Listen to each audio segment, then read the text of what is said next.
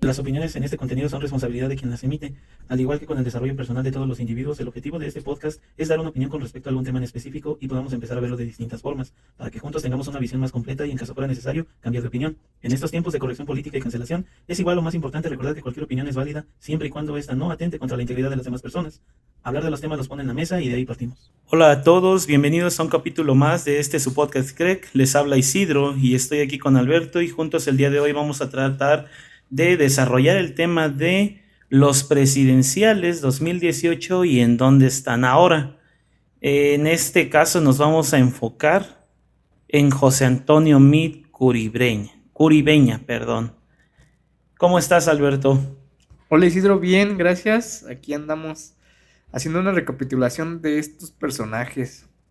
Y yo quisiera dar una pequeña introducción de por qué se va a hacer todo este tipo de análisis. En el gobierno, más específicamente ahorita que estamos hablando de ellos, siempre ha existido una élite, un linaje de apellidos, de personajes, que siguen ahí por generaciones y no nos hemos dado cuenta, y en México no percibimos quiénes son los que nos gobiernan.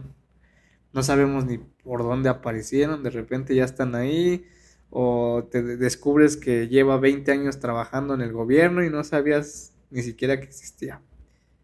Entonces por eso empezamos con esta iniciativa de analizar a personajes, en este caso políticos, que influyen en nuestras vidas y más que nada en nuestras decisiones como ciudadanos. Claro, de hecho, creo que el enfoque que le vamos a dar a este capítulo, vamos a tratar de ser totalmente imparciales en ese sentido. ¿Por qué? Porque vamos a tocar tres temas principales de cada personaje. ¿Qué era lo que nos mostraba en 2018? ¿Qué era lo que percibíamos de él? Ya que era la campaña, evidentemente. Vamos a hablar de los momentos más relevantes de los que nos acordamos de este personaje. Y pues vamos a hablar también de la actualidad. ¿Sí? Ya 2018 se ve bastante lejano. Estamos en mediados de 2022 y creo que sí es importante que hagamos este ejercicio porque, como lo comenta Alberto, hay ocasiones en las que no nos damos cuenta y apellidos que son parte de la élite se han mantenido dentro de puestos de gobierno de formas que ni siquiera entendemos, ¿no? Sí, o sea, nos damos cuenta y hagan un análisis que hay apellidos desde la Revolución Mexicana que siguen ahí, continúan ahí. Exacto. De hecho, también como introducción, quería comentarles que en 2018, después de por lo menos 12 años de campaña, se erigió como ganador de esta contienda política el actual presidente, Andrés Manuel López Obrador. Sin embargo, dentro de esta propia campaña, también hubo otros 4 personajes de los cuales pareciera haber poca o no la información actualmente sobre sus actividades. Y no es de extrañar que, a diferencia del que salió victorioso en 2018, ellos, al salir y limitar su vida pública, pues al contrario de ellos, más bien, Obrador diario mantiene un ejercicio informativo que hace llamar las mañaneras. ¿Te parece un ejercicio correcto, incorrecto?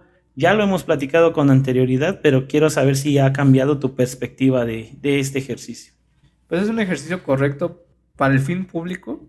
La verdad es que estar informados acerca de lo que se está trabajando en el gobierno es súper importante y súper relevante. Y me parece perfecto que la gente lo escuche a través de AMLO. Es el presidente y creo que debería ser un ejercicio que debería continuar. Hay muchas cosas que hay que criticar acerca de eso, sí, pero pues lo analizaremos en su tiempo y en su momento. De acuerdo, también te doy la razón en ese sentido, me parece un ejercicio correcto que pues no se ha visto exento de tonterías, de malas formas de comunicar distintas cosas. En esta ocasión vamos a ver en dónde están los que en algún momento fueron candidatos a dirigir nuestra nación y buscaremos responder algunas preguntas que nos darán un panorama más completo para entender cómo funcionan estas figuras públicas de poder. José Antonio Meade Curibeña. ¿Qué mostraba en 2018? ¿Qué podíamos percibir de él en 2018? Te voy a platicar que en aquel año Yo veía que él se decía partidista, alguien que no sería manejado por las cúpulas del poder, ya que siempre había tenido un historial de vida limpio, así lo decía él.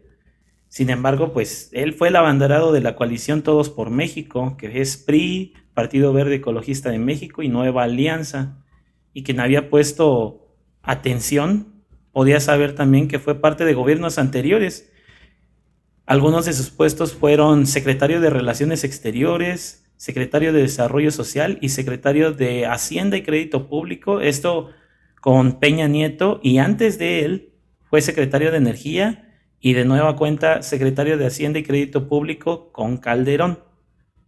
¿Qué opinas, Alberto? ¿Qué veías de esta persona en esos tiempos de elección? A mí me entra una duda, ¿se puede manejar tantos cargos? Y tan diferentes, ¿no? Exacto, tan distintos. Esta variedad, no sé, a lo mejor necesitamos una perspectiva de un abogado, de un licenciado, que nos diga si esto es real, o sea, si se puede, se permite. Que, tal vez sí, pero a lo mejor la especialidad no es la mejor. En cuanto a qué opino, mira, a José Antonio Meade no lo conocí hasta el gobierno de Peña Nieto, cuando fungió como secretario de Relaciones Exteriores. No es como... No era un ejemplo a seguir, pero sí era como su mano derecha de Enrique Peña Nieto. La verdad, me parece que hizo un buen trabajo en ese momento. Digo, al tener al cargo a Peña Nieto, pues podemos hablar un montón de cosas, pero él estaba haciendo un buen trabajo.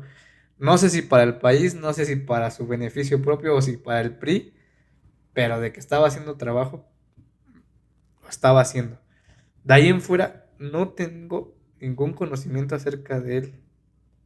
Antes de eso. Pues sí, de hecho, yo al igual que tú, creo que lo llegué a ver. De hecho, cuando él indicó que iba a estar en la contienda por la presidencia, se hizo como que todo un protocolo, no sé cómo llamarlo, en el que Peña Nieto aceptó la renuncia y hicieron ahí unas formalidades que pasaron en la tele. Sí, eso lo pasaron en la tele, yo lo vi y fue ahí donde dije, ah, caray, ¿y quién es esta persona? ¿Por qué está renunciando a esto si me parece que está pues bastante cómodo, ¿no? Se le veía tranquilo, se veía bien. Sin embargo, pasa esto y dice uno, bueno, a ver, él me está diciendo que él no es del PRI, que él no va a actuar igual y que no se va a dejar manejar. Pero es que viene del PRI, pero es que lo está cobijando el PRI. Y era su única carta del PRI. Era su única carta. Eso fue algo interesante, fíjate, porque yo dije, bueno, si él se está aventando, me imagino que debe haber un proceso como de elección, ¿no? Dentro del partido. Pero no pareció así. Solo pareció que él dijo, yo voy para presidente y ya. Que es algo que pasa muy seguido en el PRI. También podemos decir que en este momento en México ya se está hablando de las elecciones de 2024 cuando no se ha terminado el gobierno y ya se habla de unas votaciones internas en parte de Morena. Ah, sí, Pero ya va ganando Colosio, te aviso, te aviso. Ya va ganando Colosio. no, pero por ejemplo, en el PRI nunca se vio eso. Ah, o sea, yo me acuerdo que cuando salió Peña Nieto fue así de este güey. Claro, Pongan sí. a este güey. ¿A quién es? Ah, el gobernador del Estado de México. Como que directo, ¿no? Ajá, o sea, ¿y qué va a pasar en el 24? ¿A quién ves, por ejemplo, ahorita? Es complicadísimo. No, y aparte con Porque, tantas coaliciones ya ni se sabe, exacto. ¿no? Sí, y con muchos partidos que están o muertos o en los huesos, como el PRD, ¿no? Exactamente. Entonces ahorita, ahí en ese caso, yo coincido contigo cuando empezaron a hacer todo esto público de que renunciaba para ser candidato presidencial. Pues este güey, ¿quién es? ¿Quién chingados? Sí, ¿de dónde apareció, no? Bueno, vamos a hablar ahora de sus momentos relevantes. Tengo aquí algunas anotaciones. La primera y que no quiero dejar pasar porque a mi parecer fue de los tropiezos de comunicación más importantes y que debieron haber hecho y agarrado ventaja de esa mofa que se hizo con su apariencia.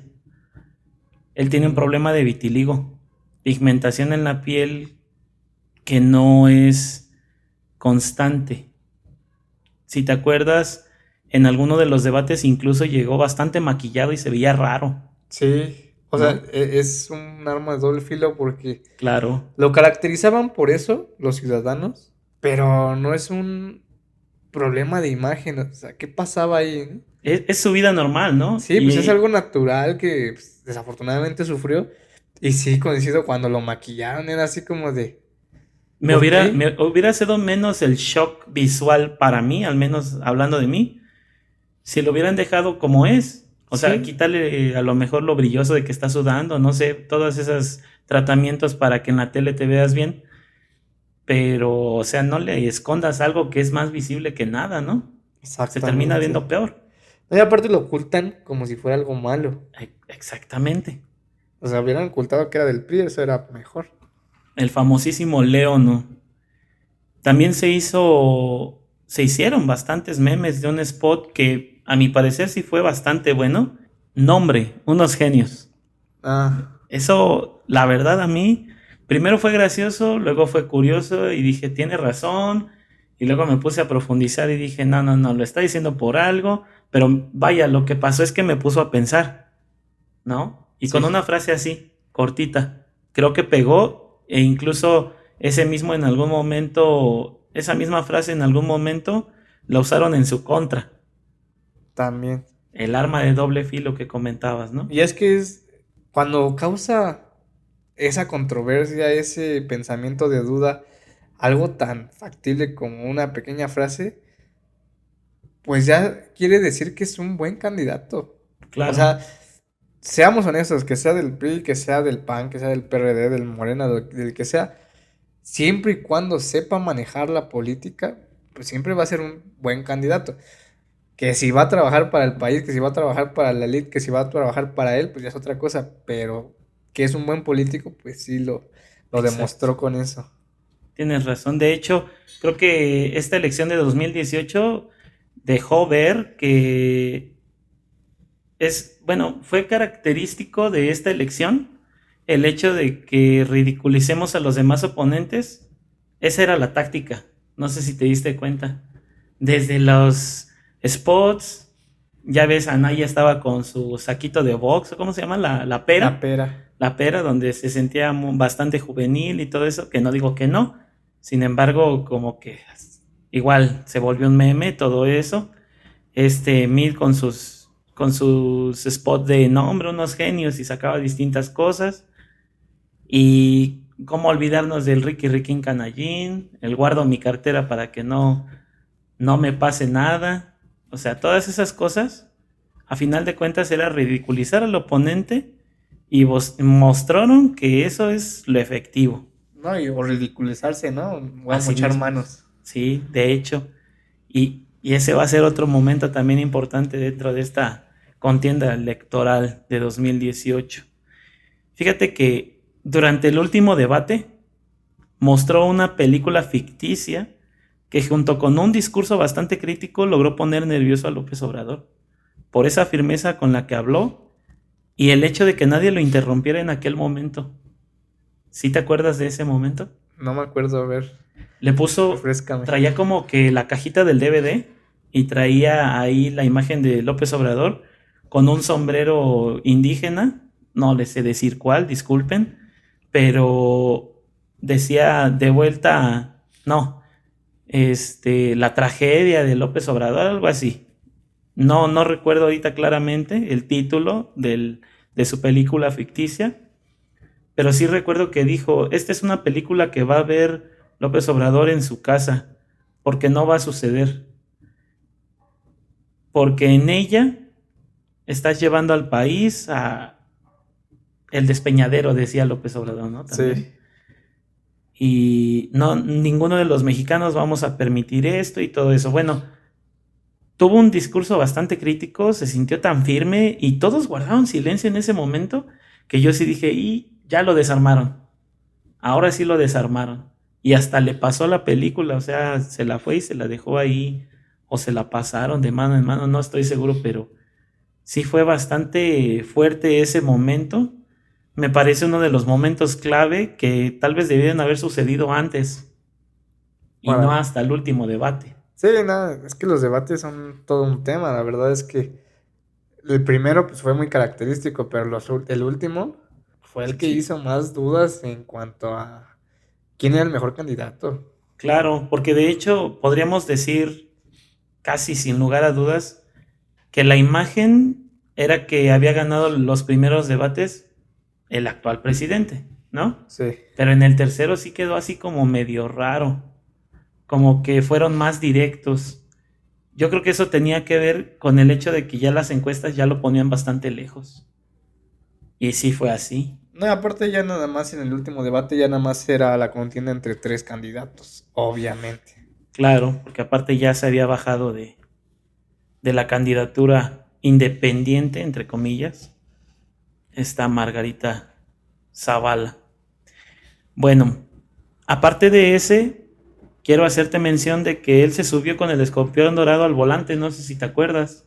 Sí, Lo pero no lo he vimos, visto. lo vimos en una plática que fue ya como más casual y obviamente se tropezó. Bastante, bastante. Al punto de incluso eh, hacer un doble sentido él mismo de lo que dijo. Búsquenlo, está chistoso. Me parece no un contenido de valor, pero si tienes 20 minutos para perder en viendo cómo un candidato se va hundiendo a sí mismo, creo que vale la pena echarse ese capítulo. Y también importante que el propio Escorpión le dijo que le habían robado el formato, Mm, porque días antes, una semana antes, 2 semanas antes, el mismo candidato que es Midi Miquel Arriola, el que es ahora el actual presidente de la Federación Mexicana de Fútbol y que en ese momento estaba de candidato a gobernador de la Ciudad de México, junto con esta Claudia Sheinbaum, junto con esta Barrales. Barrales, sí. ¿Qué sabemos de ellos? Pues nada, ya está desaparecida. Y vuelvo a lo mismo, ¿no? Pareciera que solo es en el momento cuando aparecen, se hacen visibles y después nada. Bueno, a excepción del Miquel Arriola, que es el actual presidente de la Federación Mexicana de Fútbol. Y ahí entra el tema que tú decías, ¿no? O sea, ¿por qué pueden brincar de un lado, de un puesto tan importante a otro, sin que haya como alguna necesidad de cubrir un perfil, ¿no? Nada más con que seas conocido o Sí, qué. ¿Qué no, define? es que la verdad es que las elites ahí, y pasó en todo el gobierno de Peña Nieto, de Felipe Calderón, y no dudo que esté pasando ahorita con AMLO. Tú, mi familiar, ven para acá. Tú, mi conocido, vente para acá. Y muévete y muévete. Y sí ha pasado con AMLO también. Claro, Eso de cambiar su gabinete a como quieran. Sí, a lo mejor lo podemos visualizar como un juego de ajedrez donde mueves tus piezas para tener el mejor equipo, el mejor ataque, la mejor imagen, lo que sea. Pero, por ejemplo, cuando era el PRI, pues se daba así como de, pues ese güey, ¿quién es? No, pues a lo mejor es su hijo, su primo, su nepotismo, ¿no? nepotismo, exactamente. Sí, y el famoso dedazo, varias cosas ahí importantes. Ahora vamos a hablar de todo lo que bueno, de algunas cosas que le reclamaban, porque recuerden que al inicio él mismo se decía limpio, él mismo se decía con un historial impoluto. Sin embargo, hay una controversia por su participación en la estafa maestra. Mm, El 4 de septiembre de todos. 2017, el periódico digital Animal Político y la Asociación Mexicanos contra la Corrupción y la Impunidad, que qué curioso, en ese punto funcionaban bastante diferente de lo que funcionan ahora, pero eso nomás en paréntesis. Estos medios dieron a conocer el desvío de 3.433 millones de pesos del erario público entre 2013 y 2014, mediante el uso de universidades públicas. Todas, por no decir, bueno, casi todas, porque seguramente habrá por ahí una otra que no, pero hasta la UNAM, Sí, el nada, ni Poli. me digas que la UNAM sí. ¿Cómo no? ¿Recuerdas este caso importante? ¿Qué imagen te daba esta cuestión de la estafa maestra que incluso al día de hoy todos los culpables, bueno, todos los implicados, porque obviamente hay presunción de culpabilidad, muchos siguen libres? ¿Y a quién agarraron? a esta, la que estaba en Santa Marta. Y entonces, realmente, ¿a quién agarraron por ese caso, no? Nada más a una persona. Y pareciera que como en todos los gobiernos, a un estandarte nada más, la Rosario Robles. Y todos los demás Y todos los demás, y bueno, olvídate de personas, instituciones. O también. sea, hay que limpiar el nombre. Muchas veces se grita el Goya o la porra esta del IPN, pero caray, hay tantas cosas detrás. Y esto es de lo que nos venimos enterando.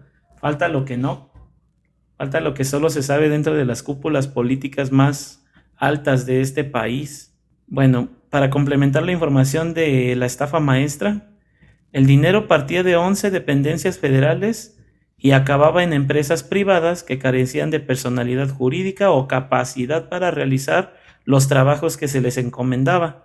3.433 millones de pesos del erario público. ¿Qué te parece, Alberto? ¿Qué sabías de esto? No sé, dame esa idea que andas trayendo. Mira, lo que quiero aclarar es lo del erario público. Mucha gente no entiende qué es el erario público. No, pues básicamente son tus impuestos, todo el presupuesto que sale anualmente hacia el gobierno, pues se desvía de esta forma mediante la estafa maestra.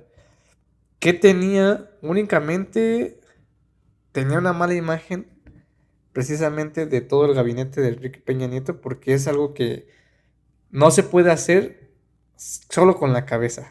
Claro. O sea, va desde abajo hasta arriba. Todos están involucrados y bien lo hemos visto. Aunque sea lo más mínimo, pues te toca un moche, un moche. Y ese tema de las universidades sí es un tema muy claro, porque hay que decirlo. Somos UNAM, podemos ser muy orgullosamente universitarios, pero la UNAM también tiene sus trapitos sucios y como ya lo hemos comentado, la universidad es el reflejo del país. Y claro está, pues ahí están las subdivisiones, todo. No me voy lejos.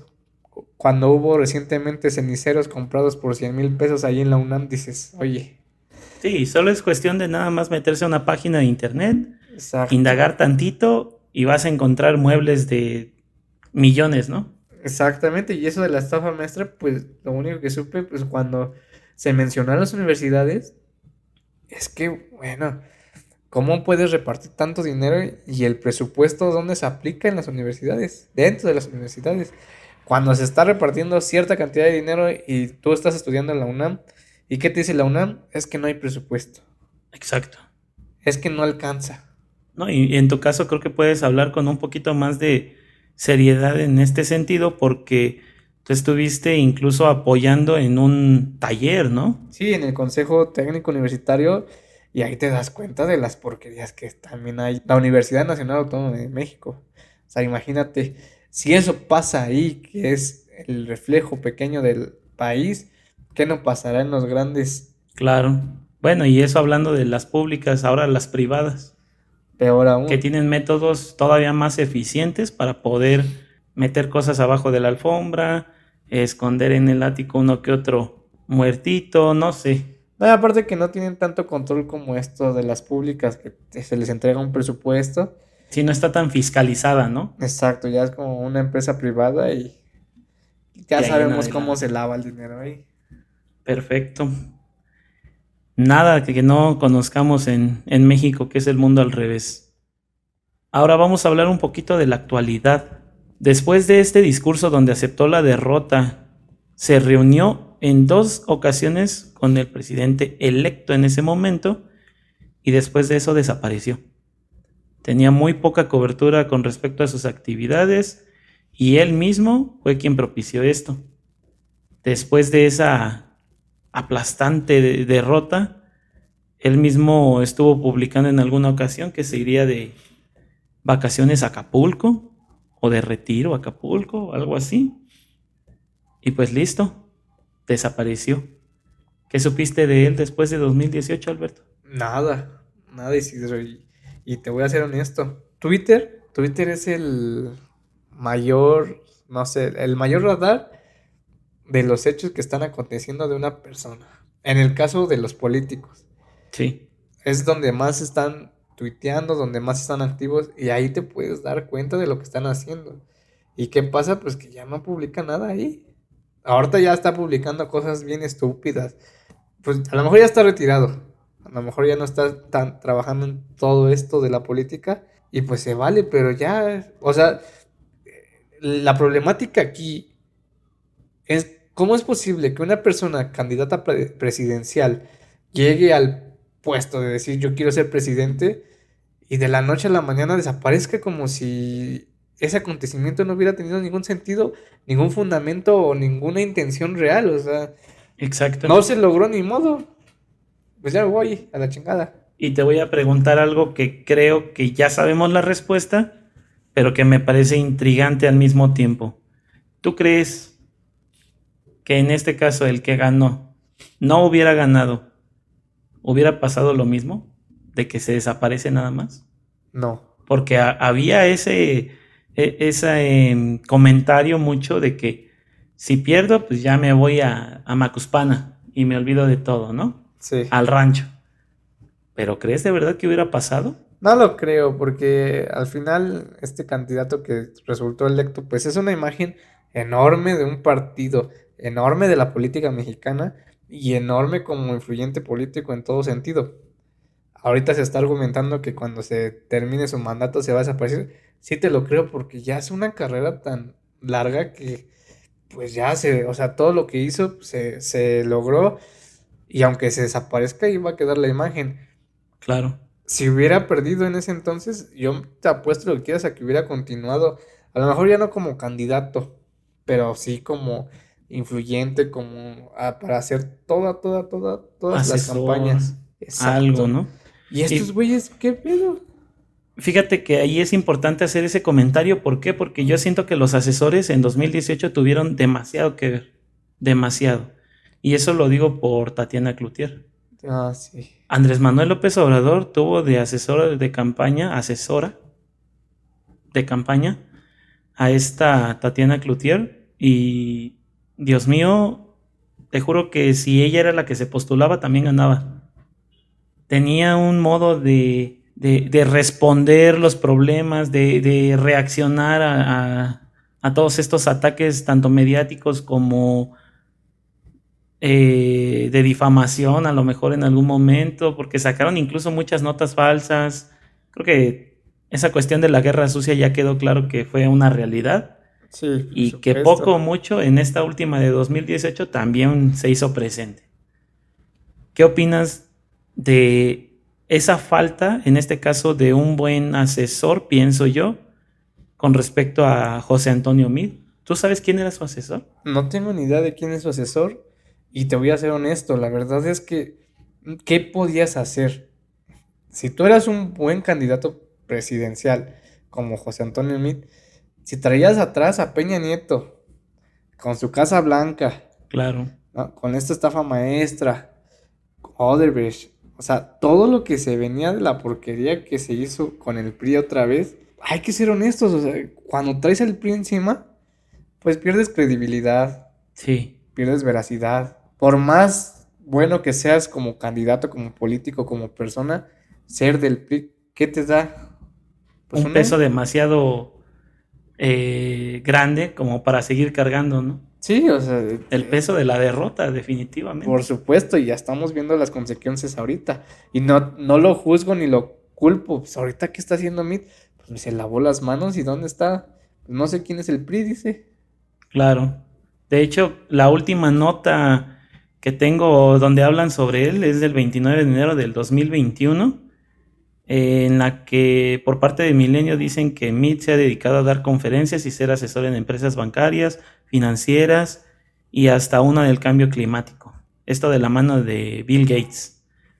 También comentan que usa sus plataformas para recomendar libros, películas y series. O sea, se volvió común. Pues una persona común, pero sí he visto esas publicaciones donde da conferencias y son muy valiosas. La verdad es que no puedes omitir el valor de una persona. Obviamente es el PRI, pero ya como persona que de esas conferencias, pues sí valen. Claro. Además es como lo que decíamos de separar Al arte al del artista de su arte, o al arte del actor, del artista, que es básicamente lo mismo. Entonces, ¿cómo podríamos separarlo a él? A lo mejor sí. ¿Qué hubiera sido? Vamos a imaginarnos, antes de hablar del último tema del que me gustaría hablar con respecto a mí, que es el que comentaste ahorita, Oderbrecht. Dame tu panorama, Alberto. ¿Qué te imaginas que hubiera sido de México si en este momento, en vez del político que está José Antonio Meade? ¿Cómo hubieras pensado que hubiera sido el desarrollo, sobre todo con esta cuestión de la pandemia y de la guerra? Antes de eso, también esta cuestión de que Rosario Robles evidentemente no hubiera estado en la cárcel. La transición Peña Nieto-José Antonio Meade definitivamente no iba a ser tan brusca, porque seguramente se iban a mantener muchas personas ya dentro del gobierno. ¿Qué te imaginas? Pues Dame en primera algunos no, no puntos. creo que no hubiera desaparecido Peña Nieto como lo está haciendo ahorita. Bueno, que reaparece como millonario. Autoexiliado. Exactamente. Que se esconde, ¿no? Coincido con eso, la transición de gobierno de Peña Nieto a José Antonio Meade hubiera sido, pues, con más calma, pero con una continuidad de acerca de todas estas estafas. O sea, todos estos casos que se están realizando, si ahorita con el actual gobierno no se ha terminado de encarcelar, de enjuiciar a todos los responsables, ¿qué hubiéramos esperado si hubiera seguido el PRI? Pues absolutamente nada. Rosario Robles igual y sería secretaria de Relaciones Exteriores, lo que sea, o sea, ya, así, ya lo dijimos, se brincaban de puesto como si fuera cualquier cosita. ¿Qué hubiera pasado en la pandemia? No me imagino, teniendo antecedentes con el PRI, con este Duarte ahí en Veracruz dando quimioterapias. A lo mejor no hubiera pasado nada similar porque pues, era algo internacional que estaba pasando, pero ¿a costa de qué? Pues, ¿cuánta deuda hubiera aumentado Exactamente. solamente por recibir vacunas? A eso es a lo que iba, y los tiempos de vacunas también. Exacto. ¿Por qué? Porque vamos a hacer un poquito de memoria. El expresidente Calderón en sus medios decía, nos vamos a tardar 102 años, no sé de dónde sacó sus cálculos para decir que en 102 años iban a estar todos vacunados. Yo creo que de a una persona por día es Pues lo que él una, pensaba. porque ni una, No, porque estos güeyes. no, es que no da la cuenta, ¿no? Pero bueno, a lo mejor ese es un ridículo que él dijo sin pensar. Pero esos tiempos de vacunación, no sé cómo hubiera sido la política si estos macrocentros individuales, pero sí coincido con eso de la deuda. Pues si cuando fue lo del H1N1 aquí en Ciudad de México, se endeudó como si todo el país estuviera en supercrisis. No quiero pensar que hubiera sido en ese momento. No, y es que la deuda pública es algo que no entendemos todos, la magnitud y la escala que eso significa para el país. Obviamente el crecimiento de un país depende de la deuda pública y en qué se le invierta. Pero ahora, si estamos diciendo que gana MIT, llega la pandemia y reciben millones de vacunas a millones de pesos que no van a llegar porque no había presupuesto, no habría o no hubiera habido presupuesto de parte del erario público. Entonces hay que pedir dinero para que se pueda comprar toda esa vacunación. ¿Y qué pasa? Pues de ahí, de ese mismo dinero, pues échate algo más a la bolsa, ¿no? Claro, si la vacuna en realidad cuesta 10 pesos, pues la echamos a 20 o a 15, ¿no? O hasta 30, o sea, ya con ellos ni se sabía. Sí, y el ejemplo más claro es esta que decías de la quimioterapia de agua que daba Duarte en Veracruz. Y eso sí, para la foto, ahí estábamos Siempre. bien puestos. Que ahí como paréntesis no entiendo cómo funcionaba eso. ¿Estaban coludidos con los médicos o cómo funcionaba que los médicos, los enfermeros? A lo mejor incluso desde la propia fábrica, ¿no? Desde la propia empresa que abastecía, Ah, exacto. Sí, ¿no? porque no me imagino que digan, ay, pues ponle agua. Pues sí, porque el médico aparte, bueno, también es mucho sueño, pero ellos tienen su juramento hipocrático en el que es más importante salvaguardar la vida de las personas que otra cosa, ¿no? Exactamente. Sin embargo, pues, como dices, yo no creo que los médicos hayan querido ser parte de eso. Si No, fueron, igual y fue ni se enteraron. incidental, ajá, exactamente. Pero pues veamos todos los antecedentes que te está dejando el PRI. Vuelvo a lo mismo, por más que seas el mejor candidato, la mejor persona, si eres del PRI, ya mamaste. Sí, estás frito en muchos sentidos, ¿no? Bueno, la última parte que quería comentar de José Antonio Meade es que él forma parte de los acusados que Emilio Lozoya, después de su atención, fueron señalados, junto con una larga lista de personalidades y actores políticos, y desgraciadamente esto que él nos decía de tengo una vida limpia, no tengo no tengo cola que me pisen, pues pareciera que en realidad no, solo fue de dientes para afuera, ¿no? Como sus spots, ¿no? Que decía, Exactamente, tranzas, no, ningún lavado. nada. No, decía manchas. Ah, sí, No, más que el vitiligo, decía. él mismo jugaba con eso, ¿no? Y ve que vamos resolviendo, que se fue uno enterando después con estos casos de corrupción. Él fue señalado directamente por ocultar información sobre las ventas de petróleos mexicanos a la empresa Braskem, en la que era accionista Odebrecht.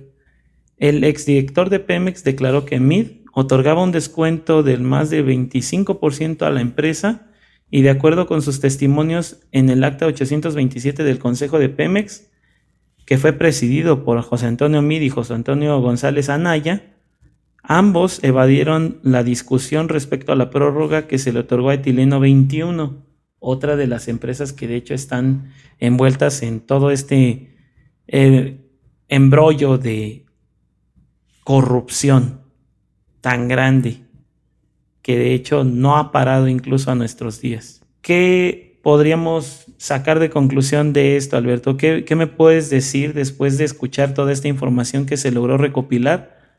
Y más que nada, ¿qué piensas de José Antonio Meade hoy? Hoy que estamos a mediados de 2022 y que, como dices, ya están peleándose por el 2024 cuando todavía faltan 2 años. 2 años de gobierno. Mira, como tú lo dijiste, somos imparciales en este momento. José Antonio Meade quizá hubiera sido el mejor preparado para la presidencia en 2018. Hay que reconocerlo como político. Pero ¿de qué sirve que seas eso si tu gabinete, si tu partido, si todo tu gobierno se va a dedicar a la corrupción? En este momento no sabemos nada de Meade. Si ustedes se meten a Twitter, les digo, cuando son políticos, Twitter es como su mayor historial de acontecimientos o de hechos que están haciendo en ese momento. No hay nada relacionado con la política, absolutamente nada. Y vuelvo a lo mismo, ¿qué pasa? O sea, tú terminas de ser candidato presidencial y ya desapareces del mapa. Si no lo logras. Exacto, o sea, como si nada. Ya vamos a hablar de otros casos, ¿no? Como Anaya, como el Bronco, como Margarita Zavala. Pero en este caso, o sea, ¿qué significaba el PRI? ¿Que era su última oportunidad? Ok, no se logró en 2018, pues el 2024, ¿a quién vas a mandar? Exacto. ¿Quién ven a ustedes en el PRI que sea lo suficientemente bueno, entre comillas, sobre todo a ojos de sus propios adeptos? ¿No? Exacto. Yo no soy priista. Sé que Alberto no lo es, pero también sé que no somos de algún otro partido.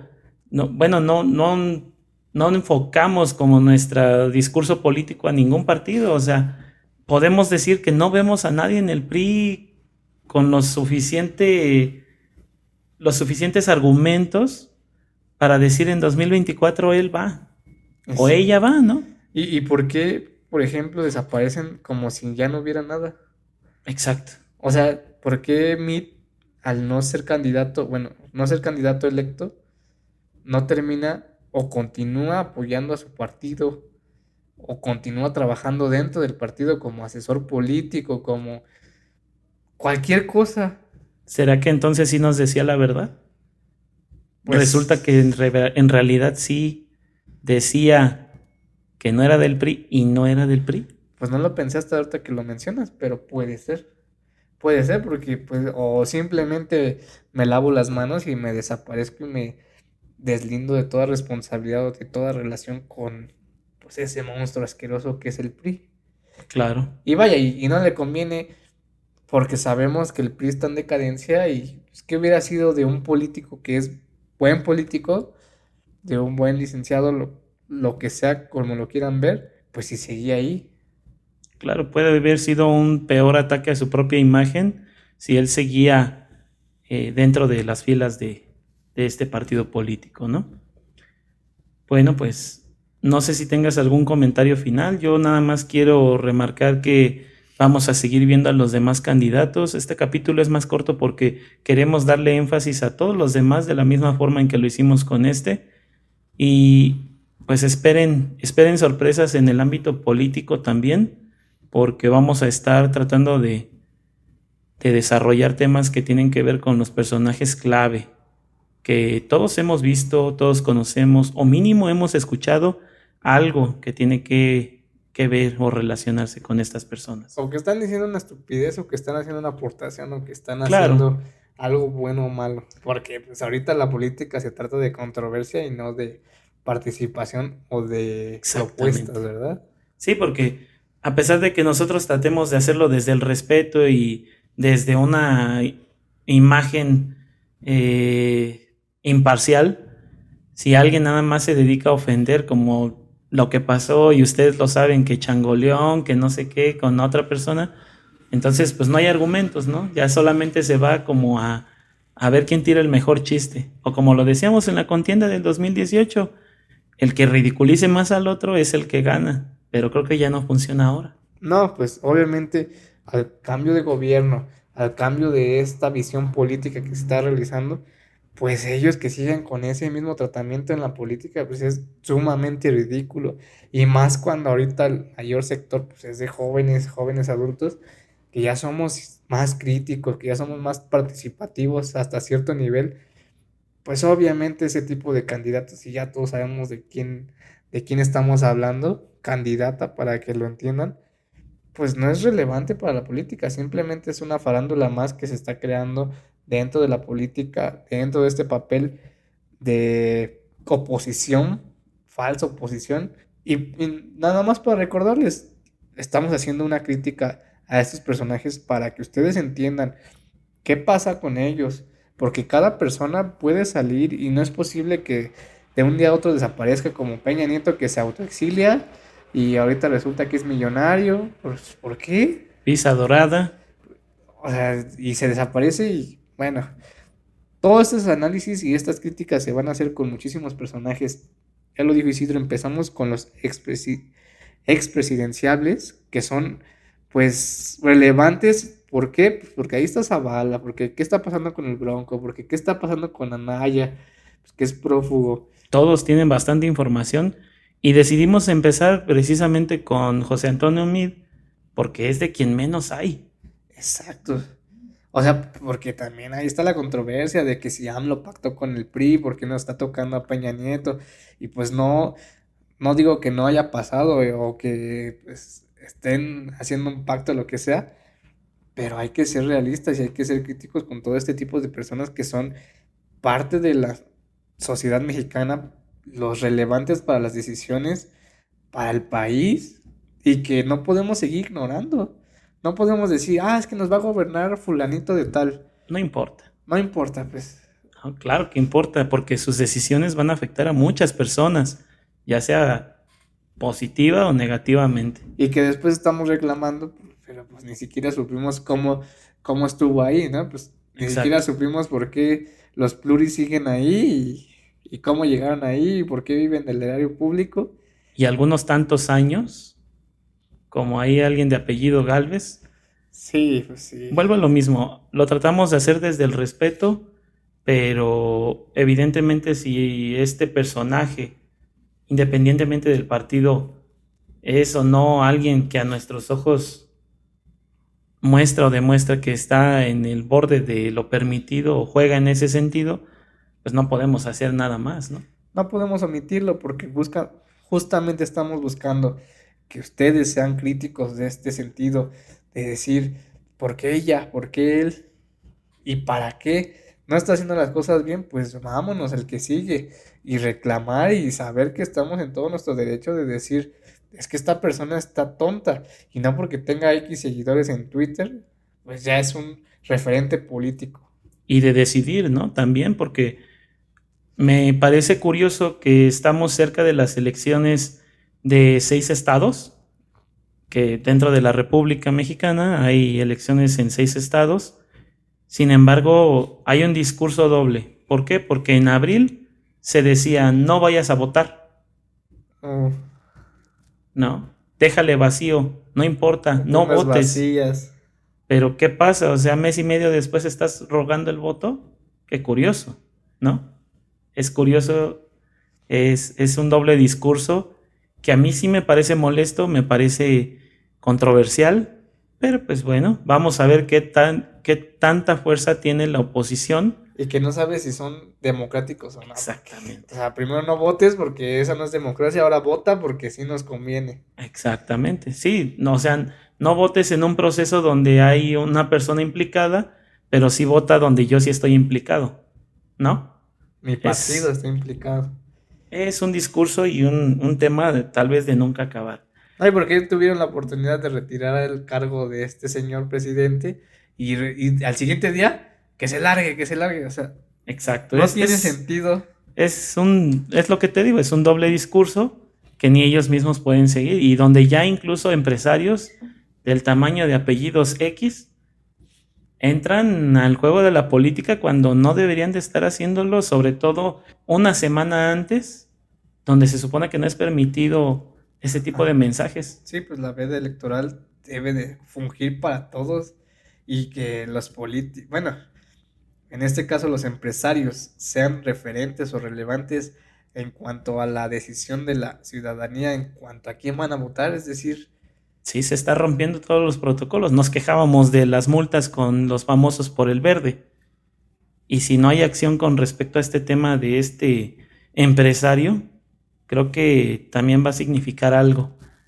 Y creo que después de estos presidenciables, me gustaría hablar de nuestro sistema, del sistema que debería de ser el árbitro. Pero bueno, sí, primero lo primero, ¿vale? Muchas gracias a todos por seguir con nosotros en este proyecto. Recuerden que seguimos adelante con distintos y nuevos temas. Suscríbanse, compartan, comenten. Ya saben que así hacemos más y mejor comunidad. Nos vemos en la próxima. Bye.